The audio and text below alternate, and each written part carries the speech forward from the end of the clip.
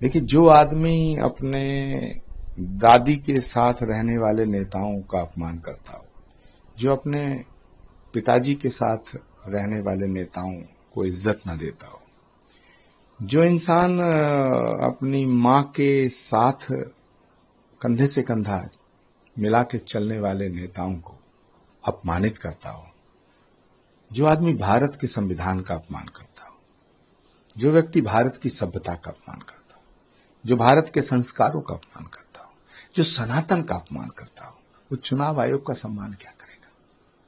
राहुल गांधी जब चुनाव जीतते हैं तो लोकतंत्र जिंदा हो जाता है, और जब कहीं चुनाव हारते हैं तो लोकतंत्र मर जाता है, चुनाव आयोग बेईमान हो जाता है।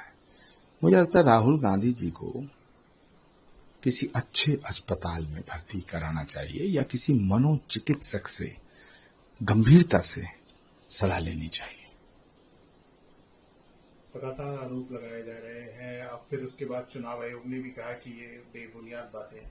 चुनाव आयोग ने भी रिप्लाई दिया, तो फिर वो आप बोल रहे हैं कि महाराष्ट्र के चुनाव में जो है उसकी 5 बजे के बाद की सीसीटीवी फुटेज और जो है मतदाता सूची, डिजिटल मतदाता सूची जाएगी।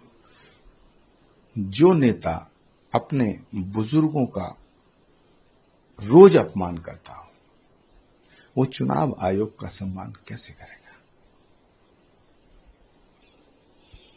देखिए, आरएसएस प्रमुख मोहन जी भागवत जो कह रहे हैं, वो कोई भी बात, कोई भी बयान, कोई भी वक्तव्य बिना तथ्य के नहीं देते। वो बहुत सारगर्भित बात करते हैं, और ये बात सच है कि भारत की आजादी में किसी एक व्यक्ति की भूमिका नहीं है। भारत की आजादी दिलाने की जो लड़ाई है, ये सैकड़ों साल चली।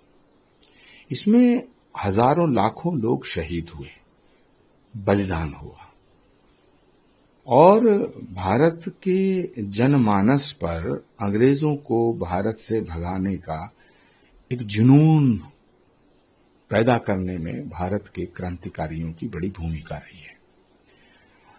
राष्ट्रीय स्वयंसेवक संघ का बहुत बड़ा रोल रहा है जन जागरण करने के लिए, इसमें कोई संदेह नहीं है। और राष्ट्रीय स्वयंसेवक संघ की प्रशंसा खुद पंडित जवाहरलाल नेहरू ने की थी, और राष्ट्र से जुड़ा जो भी विषय होता है उस पर आरएसएस, जब से आरएसएस का जन्म हुआ तब से लेकर आज तक, वो उसमें अग्रणी भूमिका निभाती है। लेकिन जो बात पंडित जवाहरलाल नेहरू की समझ में आ गई, जो महात्मा गांधी की समझ में आ गई, जो चंद्रशेखर आजाद, सुभाष चंद्र बोस की समझ में आई, जो भारत के जनमानस को समझ में आया, वो बात कांग्रेस को समझ में नहीं आ रही है, राहुल गांधी को समझ में नहीं आ रही है। ये दुर्भाग्य का विषय है। उधर अखिलेश यादव भी कह रहे हैं, जो कास्ट सेंसस की बात चल रही है, जाति जनगणना की बात चल रही है, कह रहे हैं कि होगी, लेकिन बीजेपी उतनी ईमानदारी से नहीं करा पाएगी इसमें। देखिए, कास्ट सेंसस होने के बाद क्या जो जिस जाति में पैदा हुआ है वो बदल जाएगा? जाति जनगणना के बाद किसी व्यक्ति को ये पता चलेगा कि तू किस जाति में? सबको पता है कि हम किस जाति में पैदा हुए। प्रत्येक जाति, भारत की जितनी जातियां हैं, भारत में जितनी जातियां हैं, जितने गोत्र हैं, जितने संप्रदाय, सब आदर के योग्य हैं। सबको अपनी अपनी जाति में पैदा होने का गर्व है। अखिलेश यादव जी क्योंकि जातिवाद की राजनीति के जनक हैं, उनके बड़े नेता, तो जो व्यक्ति का जन्म जिससे होता है वो उसी तरह की फितरत हो जाती है। अखिलेश यादव जी की पार्टी ही जातिवादी पार्टी है, तो अखिलेश यादव जी को 24 घंटे वही दिखाई देता है। और अखिलेश यादव जी, राहुल गांधी जी इस देश को जाति के नाम पर तोड़ना चाहते हैं।